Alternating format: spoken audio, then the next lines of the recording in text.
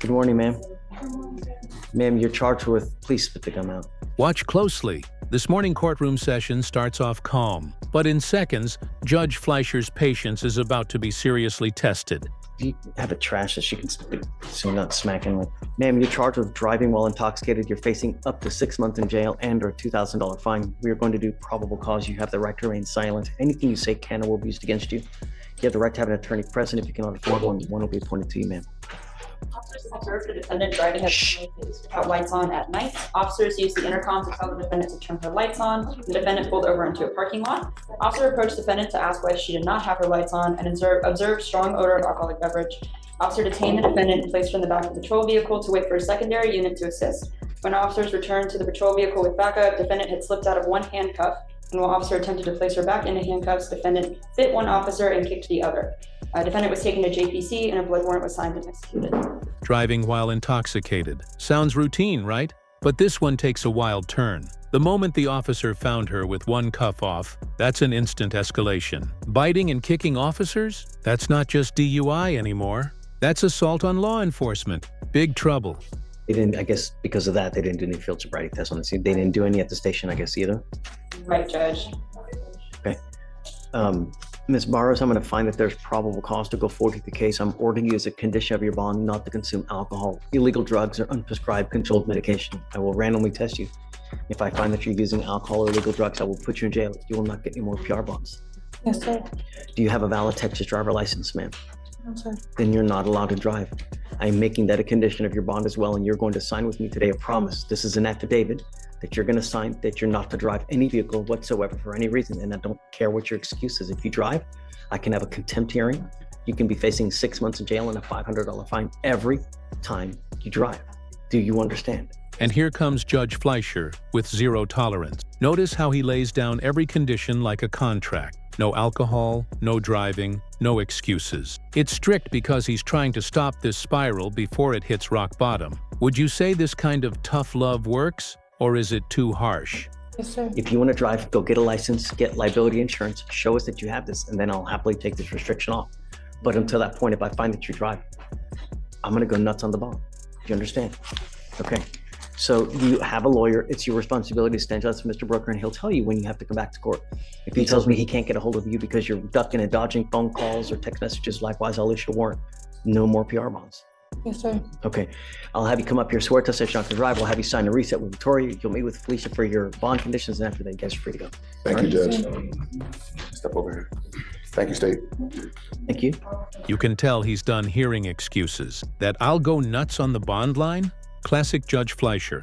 This is the kind of courtroom moment that makes the internet say, "Don't test that judge." John, come on up.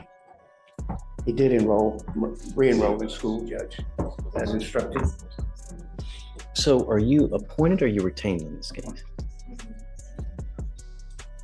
Is Mom here as well? Yes, yes. Come up, Mom. You can come up. Judge, for Barros, did we have any special bond conditions for trial? Same as normal with the DWI. And then she's here in shorts, man. I'm gonna talk to her here in a second. I'll speak with the judge. No more marijuana. Do you understand? I will test you 40 to 45 days from today. If you test positive again, that tells me that you've continued to smoke. I'm going to put you in jail and I'm going to make your bond high.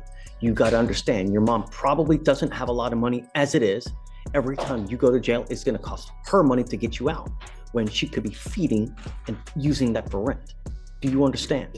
Now the tone shifts from harsh to heartfelt. He's not just lecturing, he's teaching. Notice how he brings the mother into it, reminding the teen that every bad choice costs her too. That's what makes Fleischer different. He enforces accountability with humanity.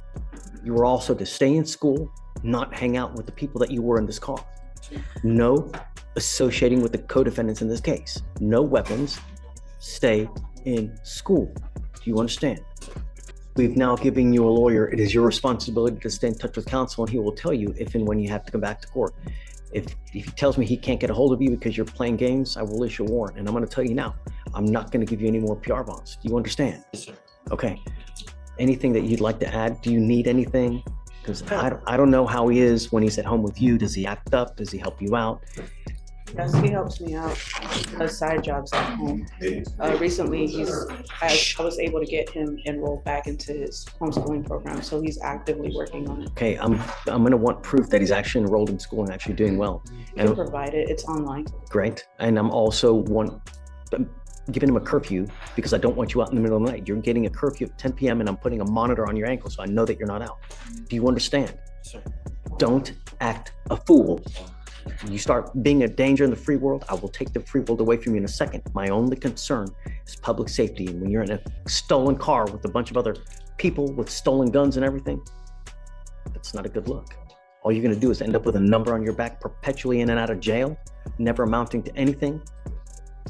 That's not a good way to go through life. Life is a journey. It could be a great journey where it's filled with love, fun, vacations, nice cars, or it can be a miserable, rotten toilet of an existence where you never have any money. You argue with everyone about everything because you ain't got no money, you got no education to be able to support yourself. That's not a way that you don't go through life like that. This might be one of Judge Fleischer's most powerful speeches yet, turning a courtroom lecture into a life lesson. Life can be a great journey, or a miserable existence. That's more than sentencing. That's mentorship. If more judges talked like this, maybe more lives would turn around before it's too late. And it starts now at 17. You understand, Mr. Melendez? You won't get any more warnings from me. Straighten up and fly right. You stay with me. Okay, guys, thanks. Thank you. We will pay for everything for you, so it shouldn't be a dime out of your pocket, okay? Thank you. All right, thanks. What do you think? Is Judge Fleischer being too strict, or exactly what young defendants need? Drop your thoughts below. This courtroom moment deserves a real discussion.